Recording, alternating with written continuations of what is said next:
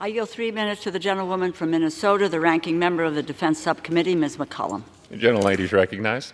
Thank you, Ranking Member DeLauro. Mr. Speaker, our nation faces two immense national security challenges, and Congress must address them both. Russia's illegal and unjust invasion of Ukraine, which threatens their territorial integrity and the security of Europe, and Israel's response to the Hamas terrorist attacks on October 7th, which has spiraled into a regional conflict between the United States and Iranian proxies. Tragically, three U.S. service members have lost their lives in this conflict. Our nation and the world need decisive action from Congress. The Hamas attacks on October 7th were barbaric, and Israel does have the right to defend itself. And I've long supported missile defense priorities like Iron Dome in the defense appropriation bill. But this is not the way to get more aid to Israel. The Senate and the White House do not support this action. This bill was introduced to get ahead of the Senate's bipartisan security supplemental, which does address all of our national security priorities. The Republican House bill plays politics with our national security, and that's wrong.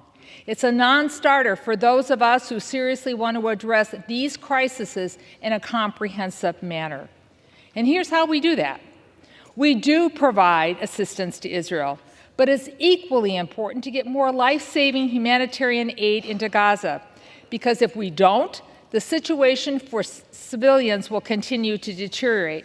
Starvation will grow, disease will spread, and Palestinian civilians, most of them children, will continue to suffer and many die.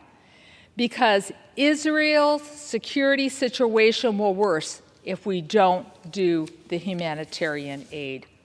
We need to support our national priorities around the world. Our service members are working nonstop to defend commercial shipping routes and deter broader regional conflicts with Iran. They deserve our support. We must provide additional security assistance to Ukraine. The situation there is desperate, Mr. Speaker. Ukrainian civilians will continue to be murdered.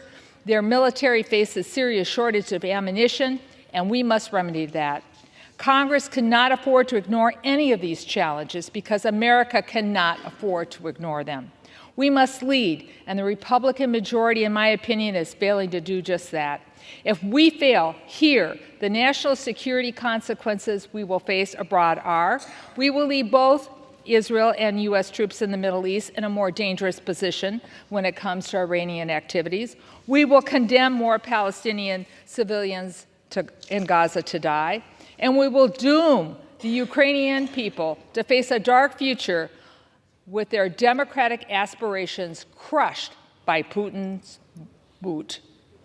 And we will leave our European allies, who have just approved a 50 billion euro package for Ukraine, to face a resurgent Russian military on their borders. The majority has left us no choice but to vote no. The gentlelady yields back. The gentlelady from Connecticut reserves.